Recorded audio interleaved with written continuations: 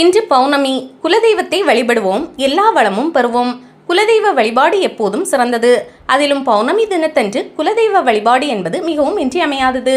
பௌர்ணமி வழிபாடு குடும்பத்தில் உள்ள தீய சக்திகளை நீக்கி நேர்மறை எண்ணங்களை அதிகரிக்கும் என்றும், பௌர்ணமியில் வழிபட்டால் வம்சம் தழைக்கும் என்றும் நம்பப்படுகிறது. பௌர்ணமி நாளில் குலதெய்வத்தை வழிபடுவதால் உங்கள் தோஷங்கள் அனைத்தும் விலகும். தம்பதியினர் ஒற்றுமையாக வாழ்வார். குடும்பத்தில் உள்ள பிரச்சனைகள் நீங்கி வாழ்வும் சிறப்பாக இருக்கும். ஒருவருடைய வீட்டில் குலதெய்வத்தின் அருள் பரிபூரணமாக கிடைத்துவிட்டால் அந்த வீட்டில் எதிர்மறை ஆற்றல்கள் இருக்காது. அந்த வீட்டில் இருக்கக்கூடிய ஒவ்வொரு நபர்களுக்கும் குலதெய்வம் காவலாக இருந்து அவர்களுடைய வாழ்க்கையில் நல்ல முன்னேற்றத்தை அருளும் என்றும் கூறப்படுகிறது. ஒவ்வொரு பௌர்ணமிக்கும் குலதெய்வ கோவிலுக்கு செல்ல வேண்டும் என்றில்லை. நீங்கள் உங்கள் வீட்டிலேயே விளக்கேற்றி வழிபடலாம். பூஜை அறையை சுத்தம் செய்து கோலமிட்டு குலதெய்வத்தின் படத்திற்கு மலர் அலங்காரம் செய்து நெய் தீப விளக்கேற்றி குடும்ப சகிதமாக குலதெய்வத்தை மனதார வழிபடலாம். தீபம் ஏற்றியவுடன் குலதெய்வத்தின் பெயரை 108 முறை பயபக்தியுடன் உச்சரிக்க வேண்டும்.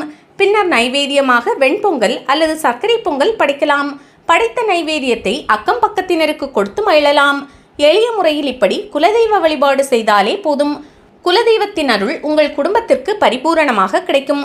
ஒவ்வொரு பௌர்ணமியிலும் மாலை நேரத்தில் சந்திர பகவான் தோன்றும் நேரத்தில் விளக்கேற்றி லலிதா சகஸ்ரநாமம் சொல்லி வழிபட வேண்டும். இவ்வாறு வழிபட்டால் வீடு மனை முதலான செல்வங்களை வாங்கும் பாக்கியம் கிடைக்கும். உங்கள் முன்னோர்கள் குலதெய்வத்திற்கு செய்ய வேண்டிய நேர்த்திக்கடனை செலுத்தாமல் இருந்தால் அதனால் பல இன்னல்களை பிள்ளைகள் அனுபவிக்க நேரிடும்.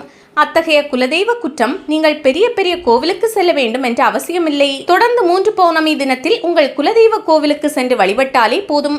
ஏதேனும் சூழ்நிலை காரணமாக தொடர்ந்து செல்ல முடியவில்லை என்றால் விடுபட்ட பௌர்ணமி தினத்தை கணக்கில் கொள்ளாமல் மீண்டும் தொடர்ச்சியாக குலதெய்வ கோயிலுக்கு சென்று வர வேண்டும். சிலருக்கு குலதெய்வமே தெரியாமல் இருக்கும். அதனால் நேர்த்திக்கடன் செலுத்த முடியாமல் பல இன்னல்களை சந்தித்துக் கொண்டிருப்பார்கள். அப்படிப்பட்டவர்கள் பௌர்ணமி தினத்தில் தீபமேற்றி அந்த தீபத்தை குலதெய்வமாக வழிபட குலதெய்வ அருள் கிடைக்கும். நேர்த்திக்கடன் செலுத்தாத குற்றம் நீங்கி அவர்களின் வாழ்வும் வளம் பெறும் என்பது நம்பிக்கை.